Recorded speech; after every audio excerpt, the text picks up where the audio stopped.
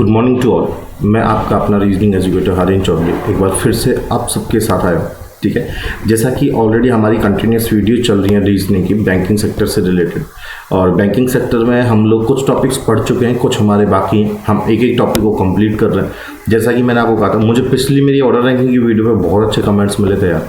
अगर ऐसे कमेंट्स मिलते रहेंगे ना, देखो पॉजिटिव नेगेटिव कोई फर्क नहीं पड़ता, लेकिन अगर कमेंट्स मिलते रहेंगे मतलब बच्चा एक्टिव तो है, और अगर हमें बच्चा एक्टिव लगेगा तो हम भी उसके लिए बहुत कुछ करेंगे। ठीक है, तो आज मैं आप सबके सामने आपकी रीजनिंग का एक बेहद ही इंपॉर्टेंट टॉपिक लेके आया हूँ। सबसे पहले मैं बता दूं मैं कहाँ पे हूँ। मैं बैंकिंग एकेडमी के official YouTube channel study with banking academy के साथ आप सबसे जुड़ा हुआ। आज रीजनिंग का बहुत ही बेहतरीन टॉपिक मैं आप सबके सामने लेके आया हूँ। ठीक है, आज आप अपने चौधरी सर के साथ जो टॉपिक पढ़ने वाले हो बच्चों, वो चौधरी सर के साथ आज हम जो टॉपिक पढ़ेंगे उस टॉपिक का नाम है ब्लड रिलेशन। क्या नाम है उसका? Blood relation. ठीक है, अगर मैं बात करूँ ब्लड रिलेशन का मतलब क्या है, तो कुछ लोग बोलते हैं खूनी रिश्ता, कुछ लोग क्या बोलते हैं? खूनी रिश्ता। भाई खूनी रिश्ता तुम इसे बोल तो सकते हो, लेकिन ऐसे कहते अच्छे लगोगे क्या कि आज पढ़ते हैं चौधरी सर के साथ खूनी रिश्ता। मतलब क्या चौधरी सर कोई मर्डर करने जा रहे हैं क्या? ऐसा लग रहा है जैसे मर्डर करने जा रहा है ना। जैसे खूनी रिश्ता नहीं बोलते आप सब लोग, इसे खूनी रिश्ता नहीं बोलोगे। ब्लड रिलेशन का एक बहुत अच्छा हिंदी मीनिंग होता है क्या? रक्त संबंध। क्या? रक्त संबंध। आज हम फैमिलीज के बारे में बात करेंगे कि फैमिलीज में किसको क्या कहा जाता है या किसका रिलेशन कैसा होता है। ठीक है, तो आज हम बात करते हैं रक्त संबंध या ब्लड रिलेशन से रिलेटेड क्वेश्चंस की। एग्जाम में कितने मार्क्स का आता है, क्या क्या पूछा जाता है। ठीक है, मैंने एक वीडियो में सब कुछ कवर करने की बिल्कुल कोशिश नहीं की है। मैं 2-3 वीडियोज में आप सबके सामने आऊँगा ब्लड रिलेशन को लेके, क्योंकि घोच पोच मैं नहीं करना चाहता। ठीक है, चलिए आइए स्टार्ट कर दें। जैसे कि ब्लड रिलेशन की बात करूं तो ब्लड रिलेशन में मैंने ये पिक क्यों रखी है, आप बताओ क्यों रखी? क्योंकि यहाँ पर कुछ पर्सन्स के बीच ही किनके बारे में मैं बात करने वाला हूँ, रिलेशंस के बारे में बात करने वाला हूँ। क्योंकि ब्लड रिलेशन का मतलब किस पे फोकस किया जाएगा? फैमिलीज पे आज फोकस किए जाने वाला है। ठीक है, चलिए देखते हैं आज की पहली स्लाइड में मैंने क्या रखा है। आज की पहली स्लाइड है ब्लड रिलेशन से रिलेटेड, और ब्लड रिलेशन में क्या इंपॉर्टेंट मैंने पूछा है। मैंने कहा है कि ब्लड रिलेशन में मुझे 3 पॉइंट इंपॉर्टेंट है। इंपॉर्टेंट पॉइंट कौन कौन से? 3 पॉइंट। कोई मुझे कहे जनरेशन ट्री का मतलब क्या है, तो मैंने हिंदी वाले भाइयों को मैं बता दूं, जनरेशन ट्री का मतलब है पीढ़ी। कि जब आप एक पीढ़ी बना रहे होते हो, क्या बोला मैंने? कि जब आप एक पीढ़ी बनाते हो पूरी की पूरी, जब भी आप एक डायग्राम बनाते हो तो उस डायग्राम में एक पीढ़ी बनती है। उस पीढ़ी को एक हेरेडिकल वे में या एक पीढ़ी को एक तरीके से एडजस्ट करना, पीढ़ी को एक वे में एडजस्ट करना ही क्या कहलाता है? Generation tree. की सर कैसे? वो ऐसे। आपके सामने मैंने एक डायग्राम दिया है आपको, इस डायग्राम में हम बात करते हैं कि आप इस डायग्राम में बताइए हमें कौन सा जनरेशन ट्री है। तो ये पूरा का पूरा जो एक डायग्राम है, ये पूरा का पूरा एक डायग्राम ही कहलाता है जनरेशन ट्री। मतलब दिए हुए रिलेशंस को एक हायरार्किकल वे में डिनोट करना या एडजस्ट करने को ही हम क्या कहते हैं? जनरेशन ट्री कहते हैं। क्लियर है सबको? दूसरा पॉइंट देखिए क्या है? Generation gap. कि इन पीढ़ियों के बीच में अंतराल कितना है। तो समझो वो अंतराल का मतलब क्या है। वो अंतराल का मतलब ये है, उस अंतराल के बारे में अगर मैं बात करूं, जैसे मैंने यहाँ जनरेशन गैप दिखाया है कि ये जो फादर के बाद सन आया, तो फादर और मदर के बाद जो सन आया, मतलब ये जो गैप है, इस गैप को कहते हैं जनरेशन गैप। और ये कितना गैप है? एक लाइन मतलब एक पीढ़ी का गैप है। कितनी पीढ़ी का गैप है? एक पीढ़ी का गैप है। ठीक है, आप सबने सुना होगा यार ये कहते हुए कि यार तू हमारे ज़माने में ऐसा होता था, मतलब उसकी एक अलग जनरेशन हो गई, उसकी एक अलग पीढ़ी हो गई। तो हमेशा याद रखना कि फादर के साथ वाले सब एक ही जनरेशन के हो गए। फादर, मदर, अंकल, आंट, ये सब एक जनरेशन के। लेकिन अगर सन पे आ जाए, मतलब अगर हमारी बात करें तो हमारी जनरेशन कौन? Son, daughter, cousin, respect to father, mother. Clear? समझ आया ना जनरेशन गैप? कि सर एक बात बताओ ना, आप इस वाले डायग्राम में ही बताओ ना जनरेशन गैप कौन सा है। तो बेटा फादर के बाद जो ये सन के बाद जो एक गैप दिखाई दे रहा ना, ये गैप, इसे ही कहते हैं क्या? Generation gap. समझ आया या नहीं आया? 3 पॉइंट क्लियर है। बात करते हैं तीसरे पॉइंट के बारे में। कौन? जेंडर। जेंडर के बारे में अगर मैं बात करूं तो जेंडर हम 2 टाइप के यूज करेंगे, एक मेल और दूसरा कौन? फीमेल। अगर कभी भी हमें किसी मेल को डिनोट करना है तो उसके लिए मैं स्क्वायर बॉक्स यूज करूंगा। कौन सा बॉक्स यूज करूंगा? Square box. ठीक है। और अगर मुझे फीमेल को डिनोट करना है तो मैं कौन सा बॉक्स यूज करूंगा, सर्कल। कुछ लोग यहाँ पर माइनस यूज करते हैं और कुछ लोग यहाँ पर प्लस यूज करते हैं, फर्क कोई नहीं पड़ता। प्लस माइनस या स्क्वायर सर्कल से मेरे डायग्राम्स पे कोई फर्क नहीं पड़ेगा या मेरे आंसर पे कोई फर्क पड़ेगा नहीं। तो हमने 3 पॉइंट के बारे में बात की, जनरेशन ट्री क्या होता है, जनरेशन गैप क्या होता है और जेंडर क्या होते हैं। क्लियर यहाँ तक? चलिए कुछ रिलेशंस में शो करने जा रहा हूं, इन रिलेशनों को समझना बहुत इंपॉर्टेंट है। सबसे पहले आप ऊपर मत ध्यान दीजिए, जहां जहां मेरा पेन चले आप सबसे पहले ध्यान दीजिए। इसे कहते हैं हाईएस्ट जनरेशन। इसे क्या कहते हैं? हाईएस्ट जनरेशन, ठीक है। या फिर हम इसी को बोल सकते हैं head of the family, head of the family मतलब परिवार का मुखिया, परिवार का मुखिया। कौन होता है परिवार का मुखिया? कौन होता है बता? परिवार का मुखिया होता है दादा या दादी। कौन? परिवार का मुखिया कौन होता है? दादा या दादी, ठीक है। तो ये दादा, अगर ये है हम बेटा, हम हमारे रेस्पेक्ट, हमने सन माना है अपने आप को, तो मेरे रेस्पेक्ट में अगर ये मेरे फादर है और ये इनके फादर है तो मेरे ये क्या कहलाएंगे? Grandfather. मेरे या क्या कहलाएंगे? दादाजी कहलाएंगे या दादी कहलाएंगे, ग्रैंड फादर या ग्रैंड मदर। क्लियर? और ये डॉटर है तो इसके भी ये क्या कहलाएंगे? ग्रैंड फादर या ग्रैंड मदर। अब मान लो ये मम्मी की साइड से, ये मम्मी के पापा जी और मम्मी है, तो ये फिर हम लोगों के मतलब दोनों के, ये फिर हम लोगों क्या कहलाएंगे? नाना और नानी। क्यों? क्योंकि मम्मी के साइड के रिलेशनों को कहते हैं मैटरनल रिलेशन। क्या? मम्मी के साइड के रिलेशनों को कहते हैं मैटरनल रिलेशन और पापा के साइड के जितने भी रिलेशन होते हैं उनको कहते हैं पैटर्नल रिलेशन। क्या बोलते हैं उनको? Paternal relation. तो पैटर्नल में दादा दादी होते हैं और मैटरनल में क्या हो जाते हैं? वो नाना और नानी। बताओ इतनी कहानी समझ गए? अब इंपॉर्टेंट चीज और देखो, वो इंपॉर्टेंट चीज क्या है कि मान लो जो हमारी मम्मी के पिताजी थे वो मेरे पापा के क्या कहलाएंगे? जो हमारी मम्मी के पिताजी थे वो मेरे पापा के क्या कहलाएंगे? Father in law. या जो मेरी मम्मी के मम्मी थी वो क्या कहलाएंगे? Mother in law. इसी तरीके से मेरे पापा के मम्मी पापा मेरी मम्मी के क्या कहलाएंगे? फादर इन लॉ और mother in law. Clear? Next, father mother son daughter. ठीक है, अब समझना। मान लीजिए मैंने पापा के भाई और बहन बनाए, इसी तरीके से मैंने मम्मी की बहन और भाई बनाए। ठीक है, अब अगर मैं बात करता हूँ पापा के रेस्पेक्ट में, तो मम्मी की जो बहन है, मम्मी की क्या है? बहन, वो पापा की क्या लगेगी? साली। क्या बोला मैंने? कि मम्मी की जो बहन है, मम्मी की बहन पापा की क्या लगेगी? साली। मम्मी की जो बहन है वो पापा की क्या लगेगी? साली। या मम्मी का जो भाई है, या मम्मी का जो भाई है वो पापा का क्या लगेगा? साला। ठीक है, तो ये दोनों रिलेशन समझ आए। ठीक है, अब मान लो पापा का भाई, पापा का भाई वो मम्मी का क्या क्या लग सकता है? मम्मी का देवर, मम्मी का जेठ। ठीक है, और पापा की बहन मम्मी की क्या लगेगी? नाना। समझ आया या नहीं आया? इसी तरीके से मैंने ऊपर रिलेशनों को दिखाया है। अगर आपसे कभी कोई पूछे ब्रदर इन लॉ का मतलब क्या होता है, साला हो सकता है, तो सिस्टर इन लॉ में साली होगी। ब्रदर इन लॉ में ननद हो सकता है, सॉरी ब्रदर इन लॉ में ननद नहीं आएगी। ठीक है, ब्रदर इन लॉ में साला हो सकता है, देवर हो सकता है, जेठ हो सकता है, जीजाजी हो सकते हैं। सिस्टर इन लॉ में साली, देवरानी, जेठानी, भाभी या फिर कौन? ननद। कौन? ननद। ठीक है, क्लियर है सर? नेक्स्ट देखिए, उसकी बाद ब्रदर इन लॉ तो मैंने पीछे लिखा ही था, लेकिन वापस से अगर यहाँ आ गया तो कोई बात नहीं। ठीक है, साला, देवर, जेठ और जीजा। साली, देवरानी, जेठानी, भाभी और कौन? ननद।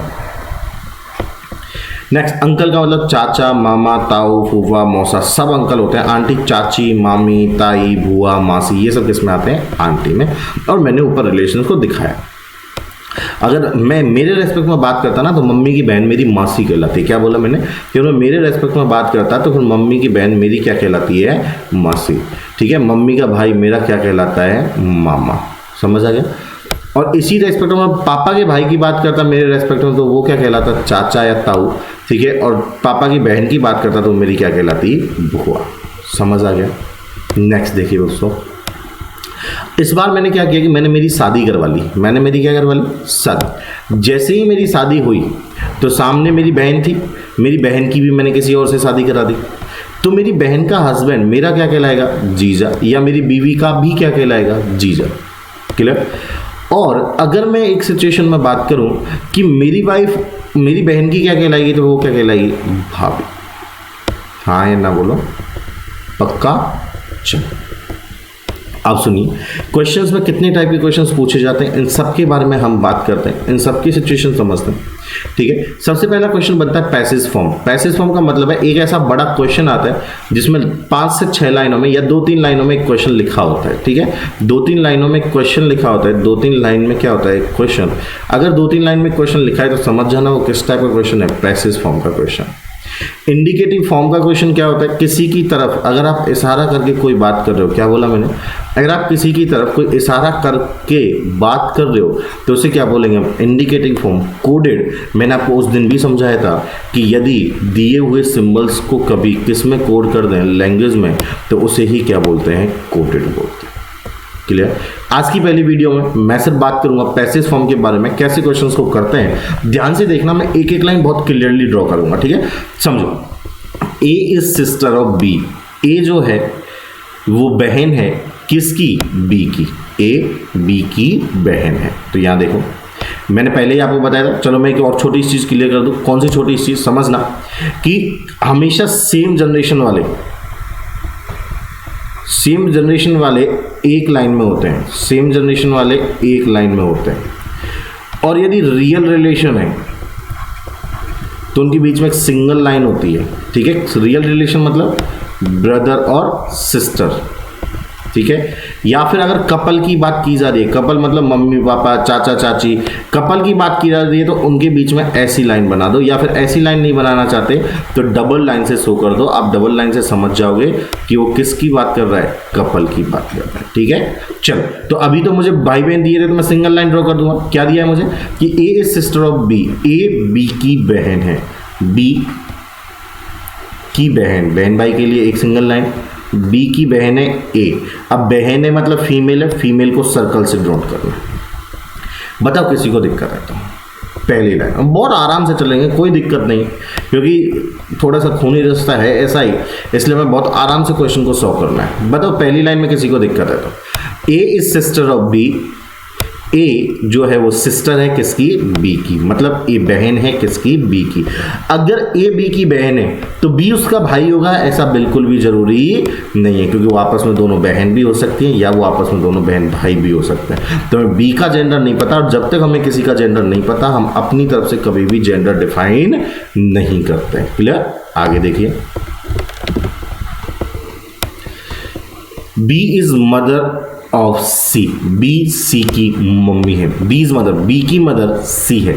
B is mother is C, B की मदर सी है। यहाँ क्या लिखा है, बी की मदर सी एस, या फिर ऐसे पढ़ लो सी बी की मम्मी है। क्या बोला उसने, बी की मम्मी। मम्मी पापा कहाँ जाते हैं, हमेशा ऊपर वाली लाइन में। ठीक है, क्योंकि वो हमसे बड़े होते हैं।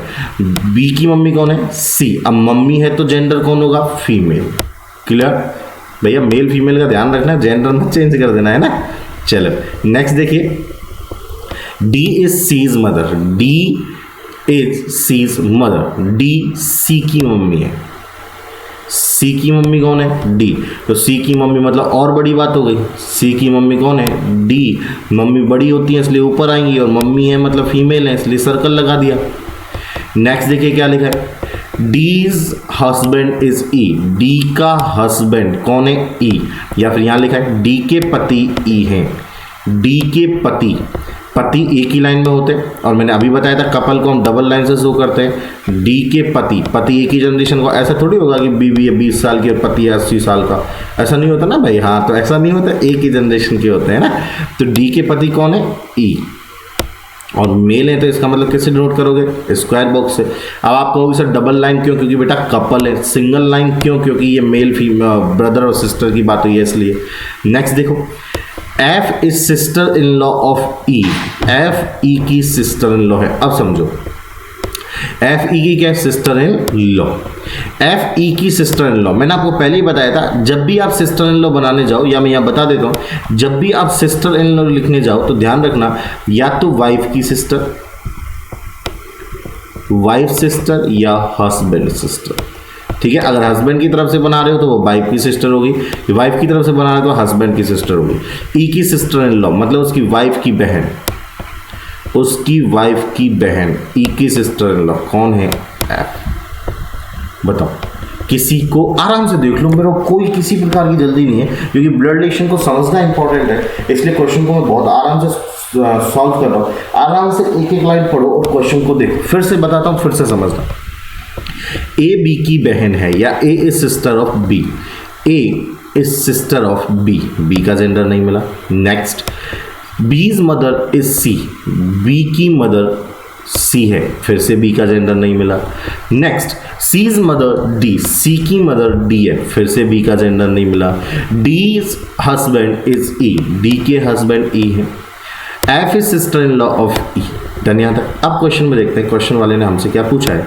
क्वेश्चन वाले ने जो आपसे पूछा है वो ये है, तो बताइए ए का ई से क्या संबंध है। सबसे इंपॉर्टेंट लाइन ये है, कैसे, how is A related to E, तो इसका मतलब है ए क्या लगता है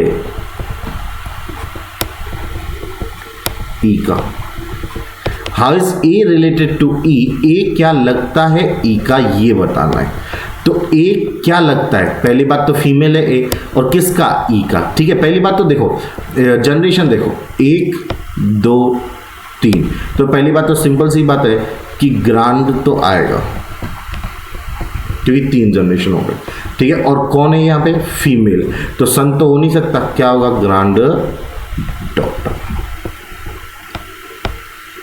ग्रांड डॉटर, ये होगा आंसर। ऑप्शन में देख लीजिए कहीं ग्रांड डॉटर लिखा है क्या, ये लिखा, यही आपके क्वेश्चन का क्या कहलाएगा, आंसर। किसी को किसी भी तरीके की कोई दिक्कत है तो बोलिए, कर लेंगे सब लोग, श्योर। नेक्स्ट कर, ठीक है, यहाँ तक हो गया। Next, Navya is the only daughter of Mahesh sister Shalini's brother. एक एक करके पढ़ो।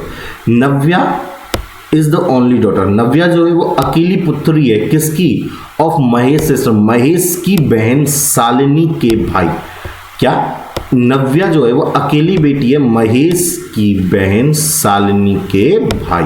तो ऐसे क्वेश्चनों को हमेशा पीछे की तरफ से बनाया करो। सबसे पहले कौन आया, शालिनी का भाई, तो सबसे पहले आप किसको लिखोगे, शालिनी के भाई, मतलब सबसे पहले तो आपके पास आई शालिनी। अब ऐसा मत सोचना कि यार शालिनी तो फीमेल लग रही है, नाम से कभी भी जेंडर डिफाइन नहीं करते। शालिनी का भाई, तो भाई बहन एक सिंगल लाइन से ड्रॉ करते हैं, शालिनी का भाई होगा कोई ना कोई। शालिनी का जेंडर हमें अभी पता नहीं है, ठीक है, शालिनी के भाई, ठीक है। उसने क्या बोला, महेश सिस्टर शालिनी, ये शालिनी जो है वो किसकी सिस्टर है, महेश की।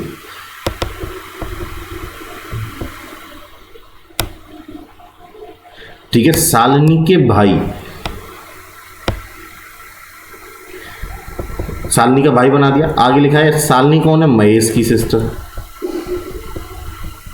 शालिनी कौन है, महेश की सिस्टर। अब आगे क्या लिखा है, नव्या is the only daughter, Navya जो है इस महेश की, मतलब कुल मिला के ऐसे पढ़ लो ना, नव्या महेश की बहन शालिनी के भाई की इकलौती बेटी है। महेश की बहन शालिनी, महेश की बहन शालिनी के भाई की इकलौती बेटी है, की इकलौती बेटी है, कौन, नव्या। फिर से देखना, मैं फिर से ड्रॉ करता हूँ इस डायग्राम को। क्या बोला उसने मुझे ऐसा बोला, कैसा बताता हूँ, समझो क्वेश्चन को, वापस से बनाता हूँ, मैं ड्रॉ करता हूँ। Navya is the only daughter of Mahesh, किसकी, Navya is the only daughter, Navya only daughter किसकी, महेश सिस्टर, महेश की सिस्टर, महेश की सिस्टर्स ब्रदर, ऐसा ही है। महेश की सिस्टर शालिनी, नाम भी दिया है शालिनी। महेश की सिस्टर शालिनी के भाई की इकलौती बेटी है कौन? नव्या। हाँ या ना, कोई दिक्कत? क्वेश्चन में क्या पूछा है? उसने कहा है बताइए नव्या का संबंध महेश से कैसे है। नव्या जो है वो महेश की क्या कहलाएगी? तो बताइए आंसर आएगा क्या? बोलो, बताओ, ध्यान से समझो। अब आप में से मुझे कोई इंसान ये भी तो कह सकता था कि सर एक बात बताओ, महेश की सिस्टर, महेश, चलो दूसरे डायग्राम में बनाता हूं। कोई मुझे ये भी तो कह सकता था सर एक बात बताओ, उसने कहा था महेश की सिस्टर शालिनी, महेश की सिस्टर शालिनी के भाई, तो वो भाई खुद महेश भी तो हो सकता है क्या? कि शालिनी का भाई या तो कोई दूसरा भी हो सकता है, या फिर शालिनी का भाई खुद कौन भी हो सकता है? महेश की इकलौती बेटी है कौन? नव्या। इसका मतलब अगर मैं यहां पे आंसर निकालता तो आंसर आता नव्या का महेश से क्या संबंध है, तो आंसर आता डॉटर। और अगर मैं आंसर यहां निकालता तो आंसर आता नीस, भतीजी। हाँ या ना? बोलो, आता या नहीं आता? आता ना, ठीक है। अब बात है ऑप्शन पे जाते हैं। ऑप्शन में नीज भी दिया है और नीज और डॉटर भी दिया, डेटा इनएडिक्वेट दिया। अब समझना, अगर ऑप्शन में आंसर तो दो है, एक तो नीज है और एक डॉटर है, ठीक है। अगर ऑप्शन में नीज और डॉटर ना होता, डेटा इनएडिक्वेट होता, सबसे पहले तो ऑप्शन को टिक करना सिखाता हूं। सबसे पहली प्रायोरिटी जाएगी किसको? नीज और डॉटर को। मान लो ये नहीं है तो प्रायोरिटी जाएगी डेटा इनएडिक्वेट को। और मान लो पॉसिबल आंसर पूछा है तो इन दोनों में से जो भी लिखा हुआ आप उसे टिक कर दोगे। मैं मेरे ऑप्शन पे गया तो ऑप्शन में मेरे पास नीज और डॉटर था, इसलिए मैंने क्या टिक किया? नीज और। मतलब इस क्वेश्चन में कितने डायग्राम बनेंगे? 2 डायग्राम बनेंगे, क्योंकि डेटा पूरा क्लियर दिया हुआ नहीं। कर लोगे? श्योर हो? आगे चले? चलो, ई ए का भाई है, ठीक है, या E is brother of A. E is brother of A. E A का भाई। M is brother of A. M is brother, M भाई है किसका? A का। M A का भाई है, M A का भाई है। H is father of M. H M का पिता है। M का पिता है तो पिता ऊपर आता है, हमेशा बड़ा होता है, पिता है इसलिए मेल आएगा, ठीक है। T is wife of H. T H की पत्नी है, T H की पत्नी है, पत्नी हमेशा साथ में आती है। T H की पत्नी, पत्नी हमेशा फीमेल होती है। Next, how is A related to T? तो बताइए A क्या लगता है टी का? ए क्या लगता है टी का? ए क्या लगता है टी का? क्या ए का जेंडर डिफाइन है? बताइए, क्या ए का जेंडर डिफाइन है? नहीं, ए का जेंडर डिफाइन नहीं है तो सिंपल सी बात है, ये ए मेल भी हो सकता है या फीमेल भी हो सकता है। इसलिए आंसर में जो जाएगा ए टी का क्या लगता है, तो या तो सन लगेगा या डॉटर। अगर ये ऑप्शन में नहीं है तो डेटा इनएडिक्वेट। लेकिन देखते हैं ऑप्शन में सन और डॉटर दिया है, इसलिए ऑप्शन में क्या टिक होगा? सी। क्लियर? चले, देखो आराम से करना है यार भाई, सारे क्वेश्चन दोबारा करना है आपको, क्योंकि ब्लड रिलेशन की कहानी एक है, जब तक अपने हाथ से पेन पेपर पे काम नहीं करोगे तब तक ब्लड रिलेशन समझ नहीं आएगा। चौधरी सर भी कुछ नहीं कर पाएंगे। देखो आगे की वीडियोस को अगर अच्छे से समझना चाहते हो, हाई लेवल के क्वेश्चन चाहते हो, तो भाई इस वीडियो वाले क्वेश्चन को कम से कम 2 बार देखना और 2 बार सॉल्व करना, मजा आ जाएगा यार। जिंदगी में कभी ब्लड रिलेशन से डर नहीं लगेगा, ठीक है, पक्का। चलिए आगे चलते हैं। आगे क्या दिया है हमें? आगे उसने दिया 8 पर्सन है मेरे पास, ठीक है, सबके नाम दिए, एक फैमिली से बिलोंग करते हैं। सबसे इंपॉर्टेंट कहानी 3 जनरेशन है और 2 मैरिड कपल होने चाहिए उसके अंदर। ठीक है। Preet is the sister of only son of Akash, ठीक है। या फिर मैंने यहाँ हिंदी में भी लिखा है, प्रीत आकाशा के इकलौते बेटे की बहन है, ठीक है। वापस से पढ़ के सुनाता हूँ। Preet is the sister of only son of Akasha, Akasha के अकेले बेटे की बहन है प्रीत। आकाशा के अकेले बेटे की बहन है प्रीत। आकाशा के अकेले बेटे की बहन है प्रीत। बनाना समझ आया? आकाशा के अकेले बेटे की बहन है प्रीत, ठीक है। आगे देखिए, आगे क्या लिखा है? Pavi is the daughter in law of Sarin, Sarin की बहू कौन है? पवी। शरीन की बहू कौन है? पवी, ठीक है। यही हिंदी में लिखा हुआ है। शरीन, पवी शरीन की बहू है कौन? पवी। अब इस बहू का मतलब वाइफ नहीं होता, ध्यान रखना। बहू का मतलब वाइफ नहीं होता भैया, बहू का मतलब होता है पुत्रवधू, ठीक है। पवी शरीन की बहू है, मतलब शरीन के बेटे की वाइफ है। शरीन के, अभी तो यहाँ शरीन है नहीं इसलिए यहाँ लिख रहा हूँ, शरीन के बेटे की वाइफ है कौन? पवी, ठीक है।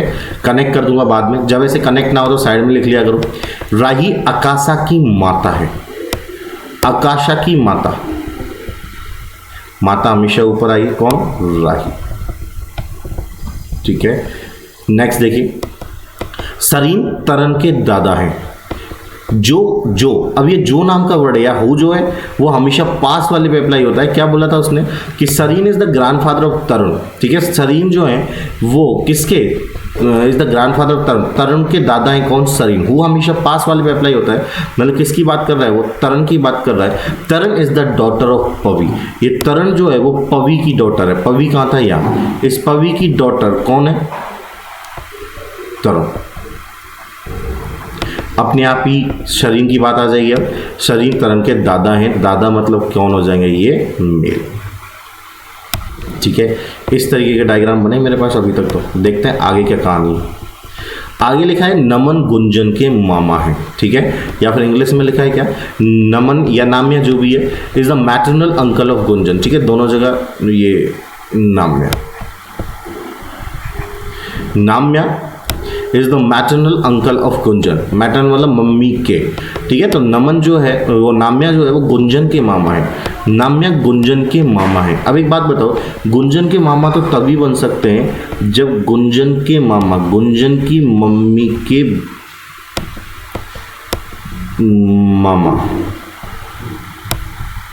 नाम्या गुंजन की मम्मी के मामा, उन्हीं को क्या कहा जाएगा? नाम्या। अब पहली बात सुनो, उसने हमें एक चीज बोली थी कि 3 जनरेशन होनी चाहिए, तो 3 ही जनरेशन यहाँ है और 3 ही जनरेशन यहाँ है। तो एक कहानी तो समझ आ गई कि ये जनरेशन तभी हो सकती है जब मैं इस सरीन को कहाँ लाके कनेक्ट कर दूँ? इस वाली जगह पे कनेक्ट कर दूँ, ठीक है। दोनों मेल और फीमेल है, इसका मतलब ये कपल रहे हो, क्योंकि हमें 2 मैरिड कपल भी बनाने हैं भाई, इतना समझ आ गया।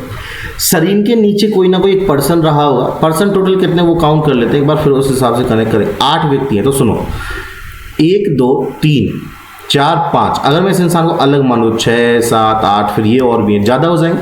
मतलब एक चांस बन रहा है क्या कि यार आकाश को अगर मेल रख दिया जाए और परी क्या हो जाए? फीमेल है ही परी ऑलरेडी, और परी की शादी भी हुई है उसने कहा, तो ये कहानी बन सकती है, ठीक है। अकेला बेटा, सिर्फ बेटा ही अकेला हो सकता है, बेटियां तो बहुत सारी हो सकती हैं या नहीं हो सकती? मतलब एक और हो गया, कौन? तरुण। और तरुण के दादा वाली कहानी भी कंप्लीट हो गई, ठीक है। तरुण के लिए लिखा था क्या फीमेल है मेल है? देखते हैं। तरुण पावी की बेटी है, बिल्कुल लिखा था, ठीक है। इसका मतलब ये कहानी यहां तक सही जा रही है।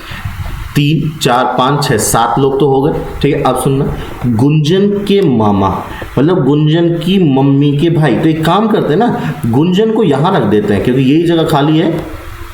अगर मैं गुंजन को यहाँ रखता हूँ, गुंजन की मम्मी के भाई वही तो मामा कहलाएंगे। यहाँ किसको रख दो? नम्या को। हाँ या ना? श्योर। देखते हैं क्वेश्चन में क्या पूछा गया आपसे, ठीक है। क्वेश्चंस देखते हैं।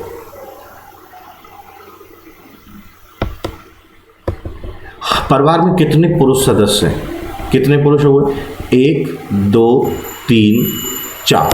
कितने पुरुष सदस्य हैं? 4। उसके बाद देखो,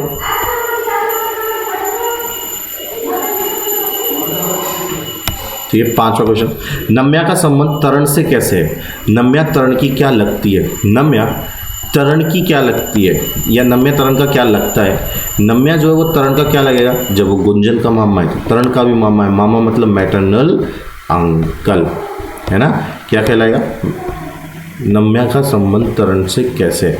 मैटरनल अंकल मतलब नन ऑफ दिस, ठीक है।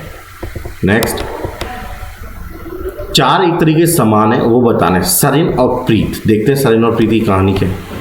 सरिन और प्रीत, सरिन और प्रीत अलग अलग जेंडर में है, मेल फीमेल है, ठीक है। और देखते हैं आकाशा और तरण, आकाशा और तरण मेल फीमेल। पवी और नाम्या, पवी और नाम्या, पवी और नाम्या, ये परी नहीं है पवी है, क्या है? पवी, है ना। पवी और नाम्या भी मेल फीमेल है। राही और प्रीत, राही और प्रीत दोनों फीमेल है, इसका मतलब कहानियाँ अलग हुई। गुंज, राही और प्रीत दोनों के दोनों ही क्या हैं? फीमेल, दोनों फीमेल हैं। एक बार 5वां और चेक कर लें, गुंजन और प्रीत, गुंजन और प्रीत में एक मेल और एक फीमेल, ये दोनों फीमेल हैं। बाकी ऑप्शंस में, बाकी ऑप्शन में एक मेल और एक फीमेल है, इसका मतलब ये अकेला अलग है। तो आपके क्वेश्चन का आंसर कौन होगा? Option number 4। आकाशा का बेटा तरण के दादा से कैसे संबंधित है? आकाशा का बेटा तरण के दादा से, आकाशा का बेटा गुंजन, गुंजन तरण के दादा मतलब सरीन, गुंजन सरीन से कैसे संबंधित है? तो क्या कहलाएगा? ग्रांडर सन, ठीक है, ग्रांडर सन। नेक्स्ट देखिए क्वेश्चन नंबर 8, तरण राही से कैसे संबंधित है? तरण राही से कैसे संबंधित है? तरण का ये राही से कैसे संबंधित है? राही कहाँ है? ऊपर। तरण तीसरी जनरेशन में है तो पहली बात तो ग्रांड होगा, और फीमेल है तो डॉटर, क्या आएगी? Grander daughter. क्लियर? आंसर होगा ऑप्शन नंबर। अच्छा बताइए, सॉल्व कर लोगे या नहीं? कोई दिक्कत किसी को? हाँ ना तो बोलो यार, कोई दिक्कत है क्या? नहीं है? एक बार फिर से बता दो कि ये डायग्राम बनाना, बता दो एक बार फिर से। चलो एक बार फिर से बताता हूँ ये डायग्राम बनाना, है ना। देखो ये डायग्राम एक बार फिर से, कौन से क्वेश्चन का डायग्राम? इसी क्वेश्चन का डायग्राम एक बार फिर से बता, ठीक है। 8 व्यक्ति हैं, 3 पीढ़ी बनानी। कितनी पीढ़ी? 3 पीढ़ी। 2 वैवाहिक जोड़े 100%। प्रीत आकाशा के इकलौते बेटे की बहन है। प्रीत आकाशा के इकलौते बेटे की बहन है। कौन? प्रीत। नेक्स्ट उसने क्या बोला? पवी शरीन की बहू है। पवी शरीन की बहू, पवी बहू मतलब डॉटर इन लॉ। ये डॉटर इन लॉ तभी हो सकती, किसकी डॉटर इन लॉ बोला उसने? सरीन की। तो सरीन का बेटा रहा होगा, उसकी शादी किससे कराई होगी? पवी से, तभी ये क्या कहलाई हुई? Daughter in law. आगे क्या दिया उसने हमें? राही आकाशा की माता है। राही आकाशा की माता, माता ऊपर आती है, फीमेल होगी, ठीक है। नेक्स्ट देखिए क्या है, उसके बाद लिखा है सरीन तरण के दादा हैं जो पावी की बेटी है। सरीन तरण के दादा हैं जो, मतलब तरण पावी की बेटी है। तरण पावी की बेटी मतलब फीमेल, और तरण के दादा कौन है? सरीन। अब एक चीज समझो यार, उसने कहा था 3 ही जनरेशन होनी चाहिए, 3 से ज़्यादा पीढ़ियाँ नहीं हो सकती। तो 3 जनरेशन इसमें भी हो गई, इसमें भी हो गई, मतलब 100% श्योर शॉट है कि तीसरी जनरेशन आपस में कनेक्ट होगी। उसने 2 मैरिड कपल भी मांगे थे, इसलिए सरीन मेल राही फीमेल, तो इन दोनों की शादी करवा दीजिए तभी पॉसिबल है, ठीक है। अब सरीन के नीचे एक मेल पर्सन था, उसकी शादी पवी से हो रही थी। अब आप बोलो सर यही या फिर कोई और भी तो हो सकता है, तो मैंने कहा थोड़ी देर रुक जाओ, पर्सन काउंट कर लेना, थोड़ी देर बाद काम चल जाएगा। उसके बाद उसने कहा नमन या नाम्या गुंजन के मामा है। नाम्या गुंजन के मामा, तो कहीं ना कहीं गुंजन रखनी पड़ेगी कि मम्मी के भाई ही उसके माम्या कहलाएंगे, मतलब नाम्या हो गई तभी तो मामा कहलाएंगे। अभी बात बताओ यार, मान लो इसके अलावा मैं कोई रखता तो 1 2 3, अलग से शादी करा दो तो 4, 5, 6, 7, 8 और एक नाम में 9, मतलब 8 से ज्यादा पर्सन हो गए या नहीं हो गए। मतलब ये जो इंसान है वो कोई अलग नहीं है, ये इंसान ही खुद कौन है? आकाशा। आकाशा की शादी किससे करा दी? पवी से। ठीक है, उसने क्या बोला था हमें कि पवी की एक बेटी है, कौन? तरण उसकी बेटी है। गुंजन के मामा, मतलब गुंजन, अब गुंजन के लिए यही तो जगह बची है, और कोई जगह है ही नहीं गुंजन के लिए। गुंजन की मम्मी के भाई नाम्या, तभी तो उसके मामा लगेंगे। हाँ है ना? इसका मतलब ये होगा इसका एकदम करेक्ट डायग्राम। मैंने 2 बार इसका डायग्राम आपको समझा दिया है, तो सब लोग क्वेश्चनों को बहुत ध्यान से सॉल्व करना, ठीक है? क्योंकि एक नहीं 2 बार सॉल्व करना, ठीक है? फिर से मैं कल आप सबके सामने और अच्छी वीडियोस लेके प्रस्तुत होऊंगा, ठीक है? मैं अपना लेवल उसी तरीके से इंक्रीज करूंगा जिस तरीके से मुझे आपका इंटरेस्ट धमाकेदार हुआ तो मेरी वीडियोज़ भी धमाकेदार होंगी, ठीक है? और अगर आप मेरी तरफ से और कुछ चाहते हो कि सर कुछ और वीडियोज़ लेके आओ या इस पॉइंट पर वीडियोज़ लेके आओ, तो आप मुझे बताइए, आपको ज़रूर है। थैंक यू सो मच, आप सब मुझसे जुड़े, धन्यवाद।